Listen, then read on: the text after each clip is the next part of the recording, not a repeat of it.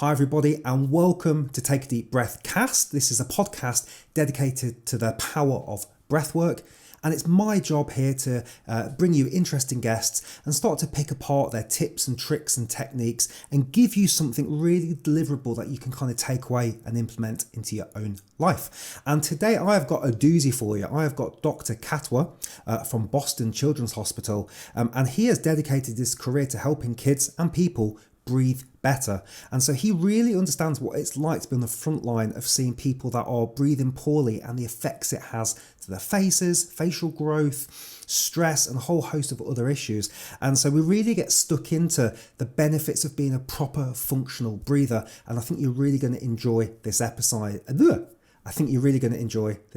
So grab a cup of tea and get comfy. Big thank you to today's sponsor, Aerofit.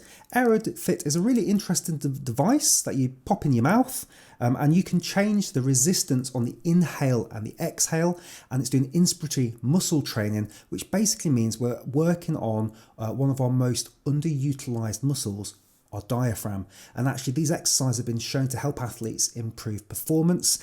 For me, I'm feeling like I've got a much stronger core now. I've always felt like I've got a weaker core, and I just do this for a few minutes each day. There's an app, it connects via Bluetooth, and it's a lot of fun. You know, you can kind of play with your breath and you can kind of watch going on, and you can track your progress as well. So if that sounds like something that's interesting to you, you can click on the link below and you can find out more. There's an affiliate link there. Puts a couple of quid back to the podcast.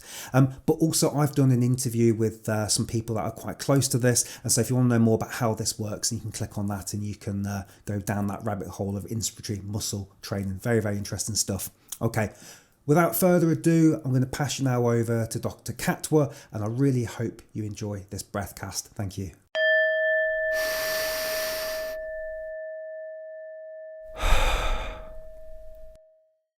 Dr. Katwa, thank you so much for your time. You're a very busy person, very busy doctor, so I'm really appreciative, and I know we're going to have a great conversation for the audience. So thank you. How are you today? I'm doing good. How are you, Mike? Yeah, very good. Thank you for asking. I know we haven't got loads of time, so I'm very keen to get stuck in. So if you wouldn't mind, just to get us started, would you mind sharing with the audience who you are and a bit about your background? Hi, my name is Umakanth Katwa. I'm a medical doctor working in Boston. I'm a pediatric pulmonologist and a sleep specialist. I typically work with children with the breathing dysfunction, either asthma, pneumonias, shortness of breath, exercise-induced asthma, and sleep apnea and snoring. So these are some of the type of patients I see, including babies all the way to the teenagers. So I work at Boston Children's Hospital, and I'm the director of the sleep laboratory, and I'm a faculty at the Harvard Medical School. Yeah. Oh, I'd love to talk a bit about sleep today if we get through the breathing stuff as well, because I'm a big fan of understanding sleep. Can I ask you your opinion, actually? These blue light blocking glasses, do you know much about the science? Are they any good? Yeah, especially they are used as a therapeutic option for patients who we call as night owls, or people who are using excessive light exposure at the wrong time of the night. Because typically, before the evolution happened, people went to bed at sunset and woke up at sunrise. Yes. When they lived in caves. But with evolution and the light invention of the light, and you can be in a room with the light full on and your brain gets confused whether it's the night or daytime.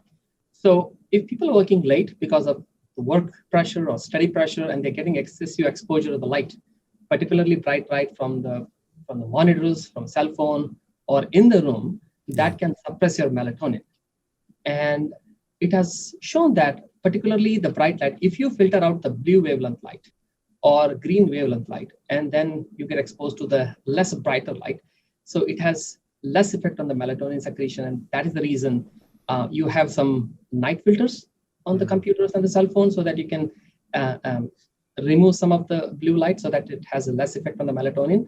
Yeah. And also you can continue to use with filtering the light. So that is the reason we use it. And we therapeutically use in children or teenagers particularly, or night shift workers, or people are traveling across the time zones when they are traveling from, for example, from Boston to London. You may live in the night, and when you reach there, it can be bright afternoon, and that can your brain get confused. So to filter some of the light effect on your circadian rhythms, you can use those lights. Yeah. Okay. So maybe we should talk about sleep and breathing first, because that's a good segue. Before we do, I don't know. I listened to Dr. Andrew Huberman talking on the Joe Rogan podcast a couple of weeks ago, and he was recommending magnesium L-threonate and an extract of chamomile as a cocktail to help you get deeper sleep. Do you have any knowledge around any of these sorts of things? Particularly, I don't, and I have not used that preparation.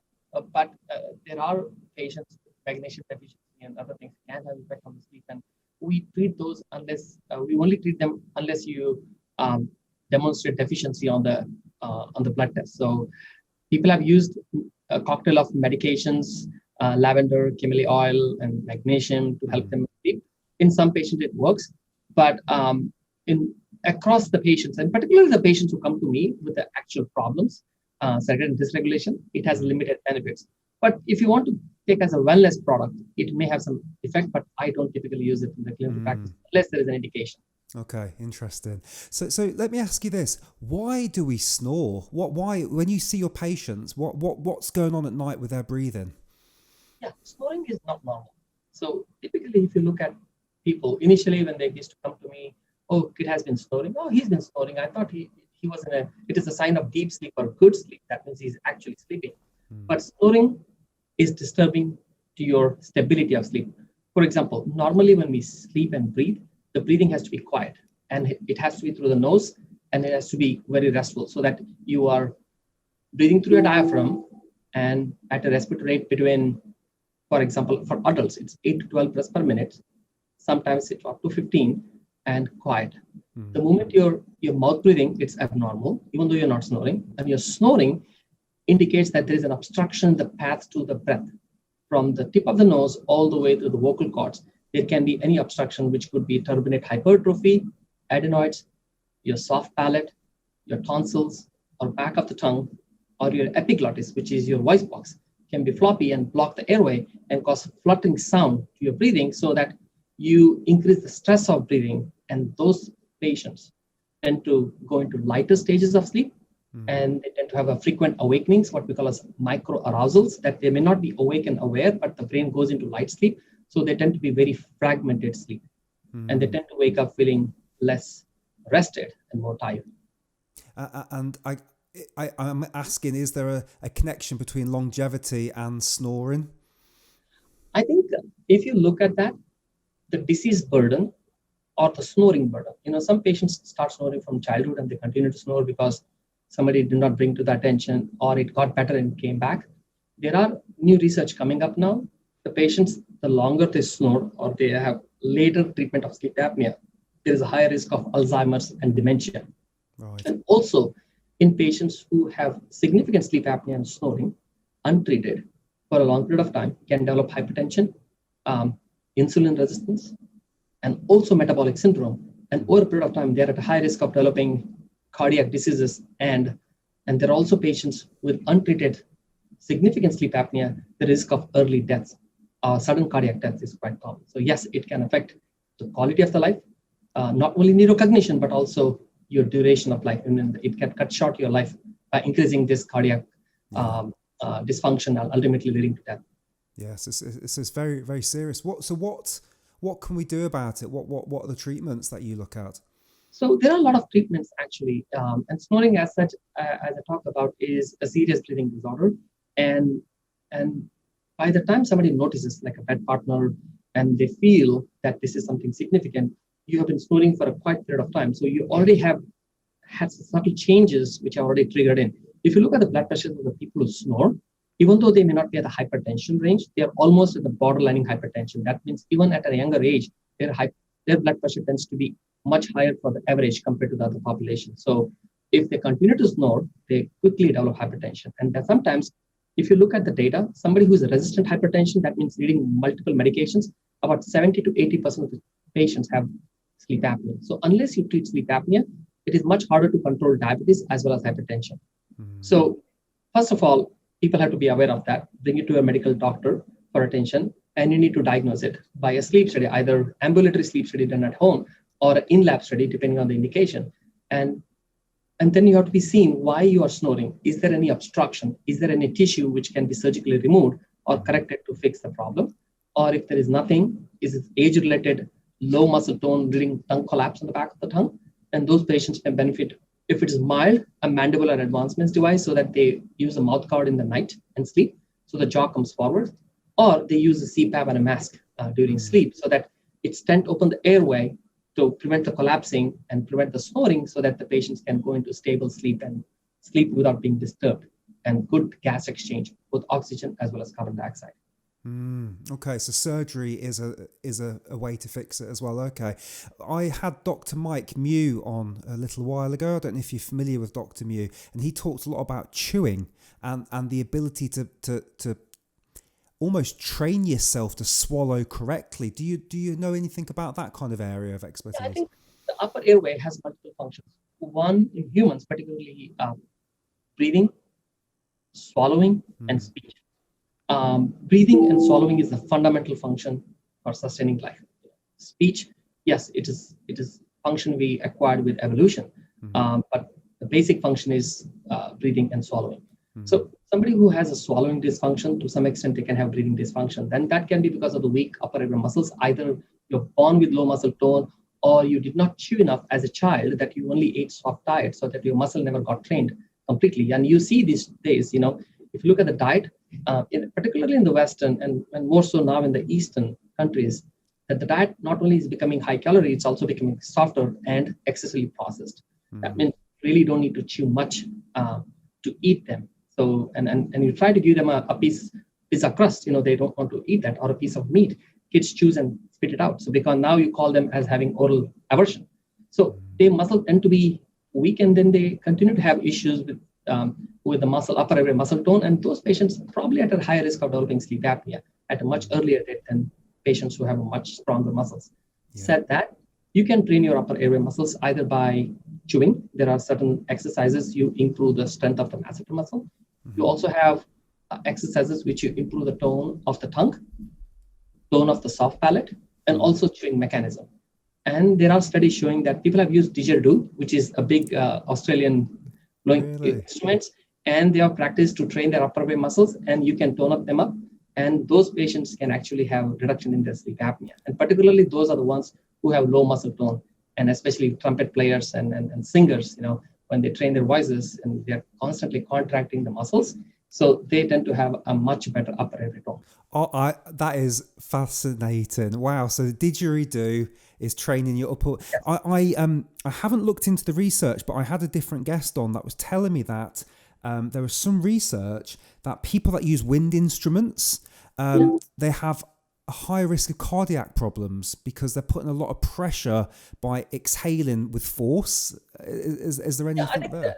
Again, people who are doing excessively, see, there is a thin line between where you use these equipments for muscle training, or you're doing as a professional or using too much to that. If that is your main profession, you're using, and you're also a smoker and you have a COPD and your air gets trapped in and air gets hyperinflated, that can affect the cardiac rhythm, and it also can have dysfunction. So again, it's not one-on-one relation, but it depends on what kind of use you're doing. You're using just as a muscle training for a short period of time, like we go to gym and we exercise and go, versus somebody who's dependent on that as a life of earning, and those are the patients who can have a long-term sequelae or consequences. Yeah, so it's like going to the gym versus an athlete that works 12 hours a day. Okay, now that makes a lot of sense. Okay, it's going to be your fault now if I buy a didgeridoo and my wife gets very angry about that. There are studies about this now. There are studies on this. Yeah, I'll look into that. So should we talk a bit about babies and breathing in babies? Because I know there's some stuff there. So I've not really ever explored this with anybody before, but I'd love to get your opinions and views on this, what you're seeing. I know I've been watching babies for a long time. I see babies as a pediatrician. We used to go to the delivery room, and over a period of time, I have seen when the babies come to the clinic, either because of swallowing dysfunction or the baby suddenly stop breathing and turn blue, they come to shakas on. And more I'm seeing one thing is the mouth breathing is getting more common. I see a lot of open mouth postures for the babies. Normally, babies are obligatory nasal breathers. The babies always breathe by nose, a normal baby. But the baby's breathing is quiet. even though it's a little faster than an older child, but it is not noisy, it is quiet, and they are obligatory nasal breathers. If the baby is breathing through mouth, you really have to see what is going on. Is it because of the low muscle tone, or is there an obstruction in the nostril that the baby cannot breathe through the nostril? So that has to be taken seriously and evaluated with the help of an ENT to put a scope and see if there is any structural obstruction in that. And sometimes the babies are born with a small mandible and the low tongue posture, and babies at birth, I'm seeing babies having a high arched palate. If they did not swallow their amniotic fluid adequately because of various causes, we can just go, and just talk about it. But and when they have that high arched palate, they can have feeding difficulties, they can have swallow coordination issues, and they tend to have much open mouth posture and feeding difficulties. So those are the babies, even though they're not noisy, if they are open mouth breathing and they have a high arched palate, they should be brought to the attention of the pediatrician and our lactation consultant and look for any tether tissue or low muscle tone so that we can correct them and correct the breathing as well as feeding and subsequently chewing when the baby gets a little bit older so that they can enhance their facial and the jaw growth. Yeah. Well, why do you think you're seeing more of that in babies? Is that to do with the nutrition of the parents? What would have caused that? I don't know. The one hypothesis is if parents have sleep apnea and they are snoring and they're getting less oxygen, and that is causing some degree of hypoxia to the baby. So, and especially in pregnancy, there is a slight increase in the snoring and prevalence of what I call a sleep disorder breathing in pregnant women, but there is no clear relation about what does sleep apnea causes effect on the babies. There is more studies going on, but some speculations are that intermittent hypoxia, the low saturation in the mother, and subsequently that in the babies can also lead to decreased oxygenation, and the babies are less active. Remember, when the baby gets less oxygen, one of the things for the babies are they just don't swallow enough amniotic fluid, or they're not just kicking enough. So if that is going on for a period of time, and normally the baby have to circulate their amniotic fluid by swallowing, and that fluid goes into the lung, helps jaw development and lung development in the babies. And if that is not happening, those babies are at high risk of developing slightly smaller lungs and slightly smaller chin. So that is one of the things. And number two is, for any reason, if there is a low amniotic fluid in the mother, and those babies are compressed tightly around the uterus, and they have less space to maneuver and breathe and move. So those are the patients also tend to develop slightly lower jaw. If it is severe, we call it as a Pierre Robin sequence. But somebody who's not Pierre Robin, but not normal, but in middle, they don't fit the surgical indication, but they continue to have small chin and continue to grow that way. So those patients are at high risk of developing sleep apnea or feeding difficulties or breathing difficulties later in life. So if the mother is a dysfunctional breather, then that could alter what happens to the baby. Oh, absolutely, yes. That's the only thing research is not completely black and white, but more data coming up on that one. So there is a big research going on, the effect of maternal sleep without breathing or breathing dysfunctions on the fetus, and trying to connect the dots where we are heading. Yeah. So what should the mother do? I guess there's nasal breathing. What's kind of best practice? Sleep without breathing, partners should not take it lightly, even though they may be only snoring during 9 months of the pregnancy. That is very significant, and they should get treated, seeing the physicians. And if it's mild, moderate, they should not be snoring. They should be not hyperventilating. They should be, a lot of parents work, they're anxious, and hyperventilation also has effect on the baby's oxygenation, which is clearly shown these days. Wow. If it is low, normally during pregnancy, it is a hypermetabolic state. So that means your metabolism increases, so you produce more energy and you slightly hyperventilate. So your carbon dioxide is slightly low. So baby's carbon dioxide is high and the mother's is low. So it facilitates the transfer of carbon dioxide from the baby to the mother. Wow. Right? So, and it also keeps the carbon dioxide what is needed for the baby. But if the mother's goes low, the baby's proportionately goes low, and the baby also develops low carbon dioxide. It can affect baby's oxygenation with the low carbon dioxide in the baby. So there are a lot of downstream effect which we don't understand because nobody actually is able to study, because it is very difficult to study what is baby's oxygen, what is baby's carbon dioxide from breath to breath, day to day, or month to month. It's a very dynamic fluid situation, and it's impossible to study that. So, but there is research, physiological research connecting the dots. So we should be paying attention to those, what we notice in mother. Wow, that's blown my mind. I've never even considered a dysfunctional breathing mother and what that could do to the unborn baby. Wow. Le Mans class, breathing exercises. Do you know much about what's going on there when they're teaching the mother to do the breathing for labour? What that does is the benefits of those breathing exercises? I think one thing pregnancy is slightly hyperventilated. Okay, if you compare a woman's breathing when she's not pregnant and she's pregnant, during pregnancy they tend to breathe a little bit high, and that's what is needed. But if it goes beyond about 20% what it is, and that's when it becomes a problem, because either because of the anxiety of the pregnancy or baby is having some concerns on the ultrasound, that it leads to maternal anxiety leading to more hyperventilation. Is rather than treating hyperventilation, anxiety with medications, you can try to treat them with the breathing exercises, try to slow down, take a respiratory rate, which is about 20% above baseline, but trying to check the carbon dioxide and also taking deeper breath and slower breathing. So this is very important, because during pregnancy, you cannot take a big breath because you have uterus, which is putting pressure on the diaphragm. So you can't expand your lung as much. So you can only take the amount of oxygen, not by increasing the depth of the breath, by only increasing the number of breaths, right?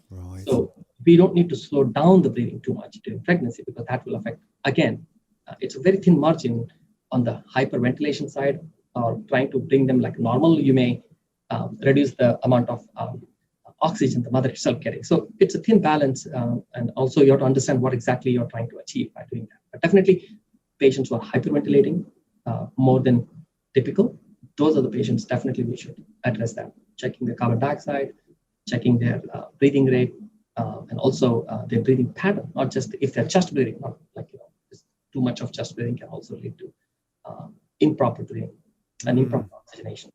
Yeah. Maybe we should switch and talk a bit about anxiety, because I know that you've mentioned it a couple of times now.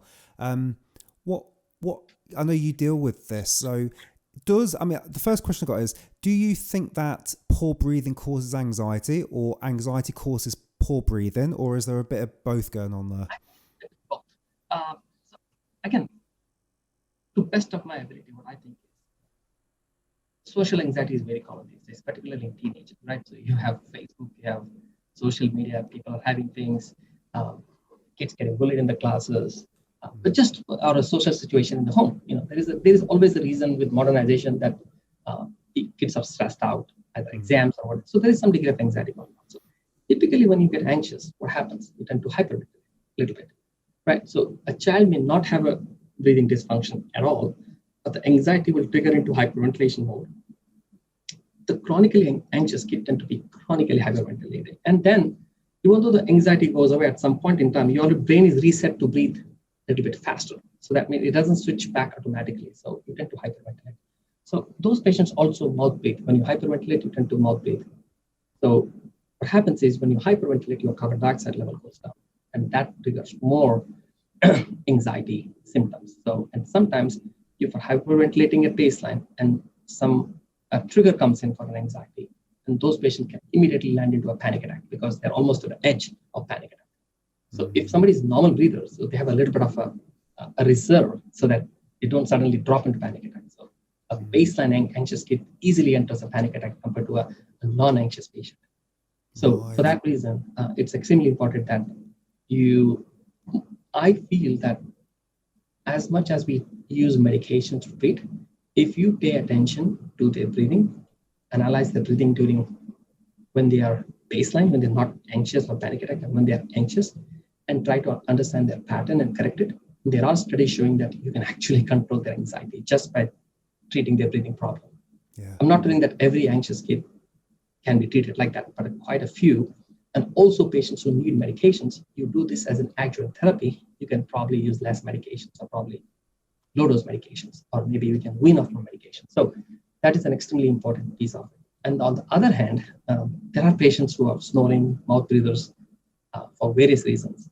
And they tend to develop anxiety easily because they're always at the edge. So that means he's not chronically anxious, but he gets anxiety quickly. So those are a different phenotype. So it's kind of chicken and egg situation. We don't know which one comes first, but both coexist. It doesn't matter what happened, but you have to approach both. But breathing is a low-hanging fruit to treat on a target, which it doesn't need any medications for that. Yes, no, that's wonderful. And so if you've got a child that's close to panic attack, has got dysfunctional breathing, what sort of things would you do with that child, or what would you recommend to somebody watching right now to get them to be more of a functional breather?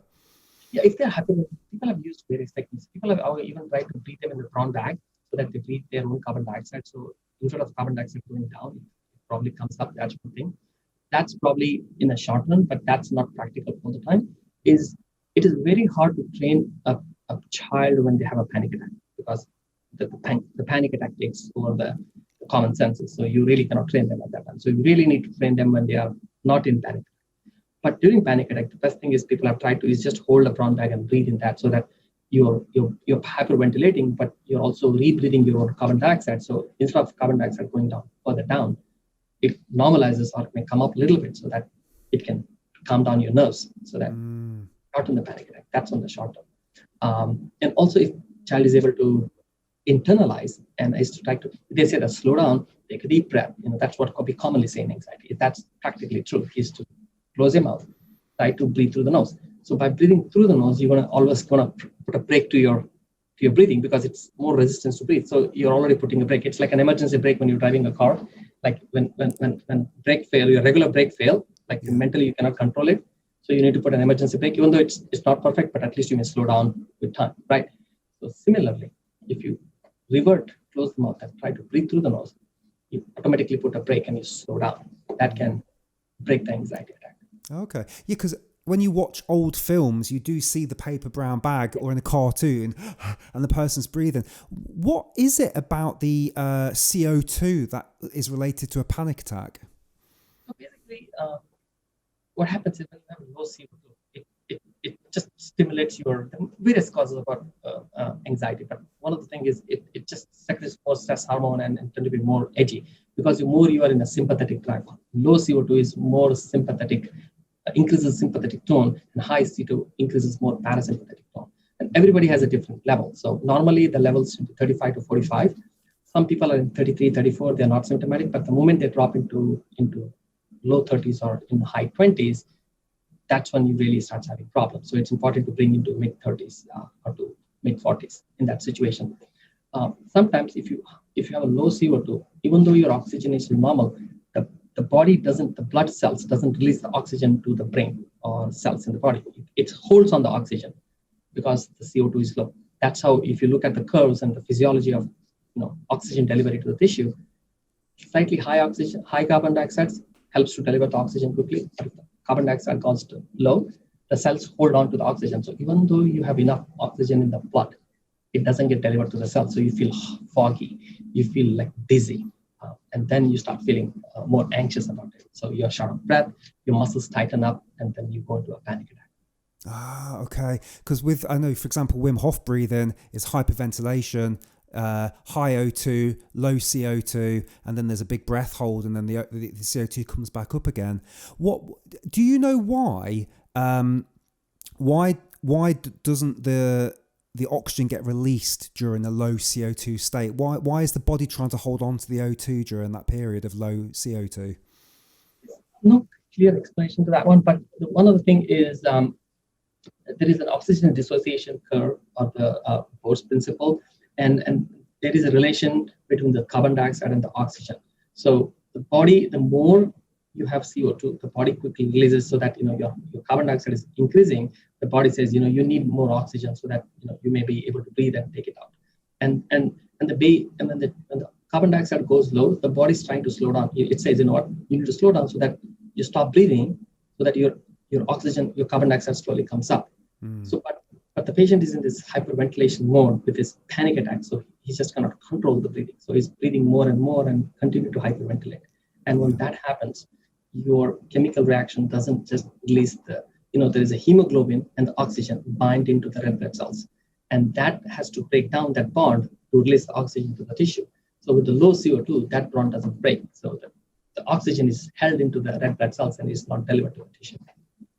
Okay, yeah. So it has to, it's homeostasis, is that the word? So there has to be a balance for everything to work correctly. And if it's out of balance and there's not enough CO2, then it's causing you to hold on to the O2. It is more of a problem than oxygen extraction, in my opinion. And a lot of times it's very easy to measure the saturation, but it's very difficult to measure carbon dioxide for like a layperson at home. So we only check oxygen and heart rates using an oximeter, but there is no good testing to check your carbon dioxide. There are, but they also have issues about how to read it and what it means. So in reality, low CO2 is a much major problem, as much as low oxygen. Yeah, people don't talk enough about that. So you're a doctor. You, I guess, wear a mask. We're in a pandemic at the moment where we're wearing a lot of masks. I'd like to get your thoughts on how much is enough. So for some people, I imagine wearing the mask is good because they get a bit of CO2 pooling going on. But is there a point where if you wear that mask for too long and you're breathing in too much of your own CO2, does it become toxic or a bit dangerous? I think that's an excellent question. There's an ongoing relation to that. There was a German study published during this pandemic a few months ago, which said that in children, they measured carbon dioxide on the mask, and they found that the levels were going up. And subsequently, that study was retracted because of design issue or some critical issues. We don't know exactly what they're trying to do and how they did that. But remember, the surgeons have been with the surgery. I'm not talking about the N95. Like N95, it's a whole different thing. I'm talking about the surgical mask when you go out, the regular mask. So these are not like N95. You can still breathe through that, but they filter a lot of viruses and other particles.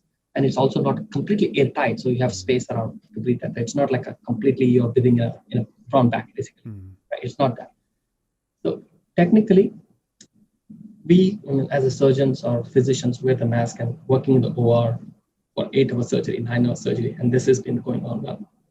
And I don't think so people have issues with that. But if somebody is hyperventilating, that means if somebody is like already breathing at a normal rate, putting something may just cause some resistance, may help them to slow down, right? So that's one thing. So to rebreathe your own carbon dioxide, you need a tight surface, like a brown bag or an N95 mask and things like that. Yes, and then you try to rebreathe. There may be some rebreathing. I'm not telling that it's not there, but I don't think so that will be enough for you to increase the level to a dangerous level, right? Number one. Number two, your body has sensors. The moment your carbon dioxide goes up, your respiratory rate goes up. So the sensors are working in the body. Unless somebody has a genetic condition where when the carbon dioxide goes up and the respiratory rate doesn't go up, then they are in trouble. Like there are certain patients with congenital hyperventilation syndrome, they don't sense carbon dioxide. So you have to be careful with them. But in a normal person, even though your point may go by 2 to 3 points, your body can regulate because it's a range, right? From 35 to 45. It's like carbon dioxide is not like one number, like it is 35, that has to be 35 online. You can fluctuate within that number, and momentarily it can go 1 or 2 points up and down. Body can regulate that. Body over a period of time adapts to that breathing. But what happens is, when you put the mask, you should also make sure that the child is breathing properly. So there is a tendency in some patients, there was a study that there is a tendency to mouth breathe, but I've not seen a reason for that, because nose has a resistance, and you put a mask, then you are a little bit more resistance to it. So then you take a default route, slightly less resistance, which is mouth. So you have to encourage the child or the person that when they are on the mask, they have to nasally breathe. Initially, you may feel a little bit resistance, but over a period of time, it will come. Your body gets adapted to that. So I personally, in my opinion, don't think that the levels goes up dangerously high.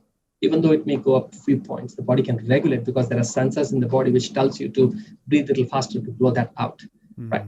But some patients are just anxious, putting anything in front of their mouth, that can trigger hyperventilation, and that can go that rabbit hole, things like that. So in a pandemic like that, with new variants coming in, with kids, particularly less than 12, they don't have vaccines. The only protection for them, if they want to go back to school, is the mask. And if we don't give them the mask, and you see these days, more kids are getting admitted with COVID, so you will probably continue to perpetuate the pandemic among the unvaccinated people with new emerging, more transmissible variants. So in my opinion, I think there is always some balance in that one. There are some patients who don't do well. Does not mean that everybody does not do well, right? So in those patients, we can come up with alternatives. But as general, I think masks are something we should encourage. With mask, we should encourage them to properly breathe, just not mouth breathe. If the mask is soiled, we should make sure that they change it immediately, because nowadays we have enough masks. Initially, I remember in the beginning of the pandemic, I used to save my mask and wear it for a week because we did not have enough supplies and we used to save them. But now everybody has enough masks everywhere. So I don't think so. People have to clean the mask and wear it. So if it's soiled, they sneeze or cough in that one, they can throw it and use another one. And cloth mask is similar. And there are different type of cloth masks which filter. The more stringent the things, it may increase some resistance. But either way, I think people have got used to. I've seen our kids going to school and they're using it and they're playing. But if they are outdoor and they're playing, it may be okay for them to not have mask, around if they're in an open door in not a very crowded session. But the moment they're in school or any auditorium or things like that, they should be wearing masks. Yeah. Okay. No, that's really helpful. Thank you. Linking this back to sleep a little bit, what's your thoughts on mouth tape when people are sleeping? I think people have tried mouth tape and it definitely helps because just opening your mouth, it changes the physiology of breathing. It changes the air distribution in the lung. It increases the risk of upper airway collapse, particularly tongue-based collapse, and increase the risk of sleep apnea, and slightly increase the risk of hyperventilation. So there is a lot of consequence. And in the long term, if you continue to mouth breathe for, say, years, it can change the way you look, the craniofacial phenotypes, like a small chin, crowding, high arched palate, all those things. So in that regard, patients who have mouth breathing, you have to understand why you're mouth breathing. If somebody is nasally blocked and they're mouth breathing, and if you tape them, they're going to fail because they need some space to breathe somewhere. So in those patients, you have to make sure that you clean the nose, you either surgical medication so that the nose is patent, so that when you tape them, they can breathe. The best thing is to identify why they're mouth breathing. If there is a weak muscles, you need to exercise them, make them stronger. They can automatically close. But in the short run, while that's happening, taping may not be a bad idea. But we have seen taping. If you're studying the flow of the patient with the mouth open and compared to the flow of the patient when the mouth is closed, clearly the flow gets better and less obstructive with mouth being taped, meaning mouth closed. So yes, for patients who are in the short run, you can use tape, but in the long run, you have to fix it naturally by exercises, working on the nasal breathing and all those things. Yeah, no, that's wonderful. Thank you. I'm very conscious of your time, so I'm keen to get, because I know you're very, very busy. So I guess my last question is, for people that are watching this, Dr. Katwa, what should be the next thing? Where would you point them to if they want to learn more or they wanted to do some exercises? Where would you suggest a good place to go?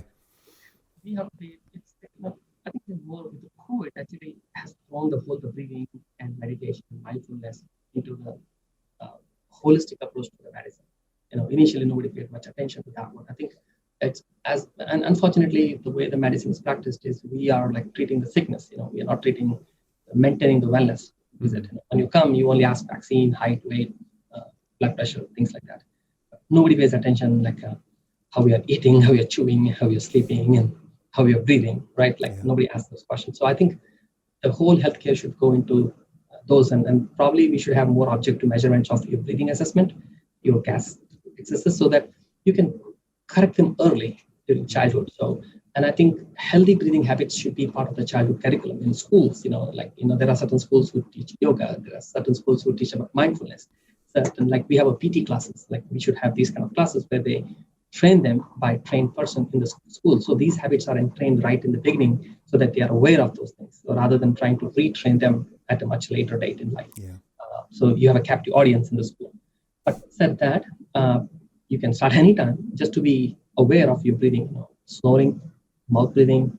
You tend to be your mouth dry, you tend to hyperventilate. You can get to a specialist, breathing specialist, and get your assessment.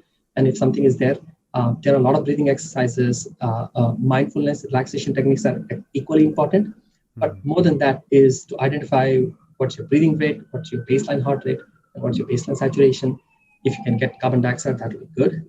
And then retraining your breathing is to slow down. If you normally, people say, there are some yogic breathing, they breathe about 6 to 7 breaths a minute. They're totally fine. But I think for somebody who's breathing 20 to 30 at baseline, we suddenly cannot bring them back to 6 or 7. It will be very difficult. So bringing in an average range of 8 to 15 in that range, or 12, something like that, is pretty good. So 12 is the midline. So just short of 12 would be good. But that should be the goal. Try to breathe them, slow down, nasal breathing, and also breath holding, when they do that, so that they can increase their carbon dioxide dissolves. So people who are mouth breathers, they cannot hold their breath. That's a very classic example. So you close your mouth, you time it, within 5-6 seconds, they feel short of breath and they open their mouth. So retraining yourself to nasally breathe and breath holding or slowly graduated extension, that is important. And there are a lot of pranayama type breathing. People try to do belly breathing to make sure that you're not chest breathing, holding those things. Humming breathing is important things to open up your sinuses and open up your lung capacity. So there are various breathing, but I feel breathing prescription is like breathing exercise recommendation is like a prescription. So you really need to know what kind of breathing dysfunction do you have and recommend those kind of things. So somebody who is hyperventilating, certain things work, but somebody who's having belly breathing or like a chest breathing problem, so you need to train them in belly breathing. So it is very difficult to just give go and do this and it'll work for you, because you need to fix the problem which exists rather than give them like a universal prescription. So that's what I think. And that's the reason you'll come back and see somebody works, somebody doesn't work, because it works in patients who have that problem.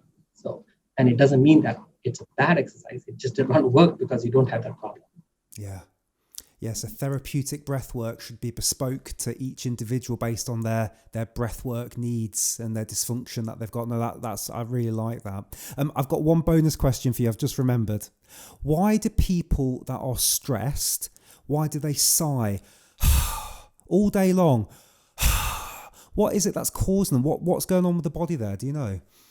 I think that's to some point becomes habitual. If you look at the babies, normal babies don't really sigh. And normal babies breathing is shallow, and they take this sigh breaths because they're trying to expand and stretch the lungs. So that is their mechanism of opening the lungs and building the lung volume and lung results. That happens. So a lot of people during anxiety attack, they tend to hold their breath and then they do this huge sigh. They're trying to release the stress. If you do once in a while, I don't think that's a bad thing. It's just trying to liberate things. When somebody is hyperventilating and you try to do more of sigh breaths, and that itself can lead to much worsening of the underlying situation. So sighing is not a bad thing if once in a while you try to do this and people do that. But if it becomes a habitual or it becomes much more worrisome, then it needs to be identified and treated. Okay. Wonderful. Dr. Katwa, thank you so much for your time. I'm so pleased we got to do this. Is there a way for people to connect with you? Do you have like a social media following or anything like that? A personal, Facebook, but people can find me through my hospital website. And if they want to have any questions, they can email me through that. Okay, I'll put a link in the description for people to find you. Thank you for your time. Everybody, thank you so much for watching. Take a deep breath, and we'll see you on the next Breathcast. Dr. Katwa, thank you once again for your time. Much appreciated. Thank you. Bye-bye. So just finally, if you want to check out a breathing exercise, try this. And if you want to get stuck straight into a Breathcast, click on this one. Cheers.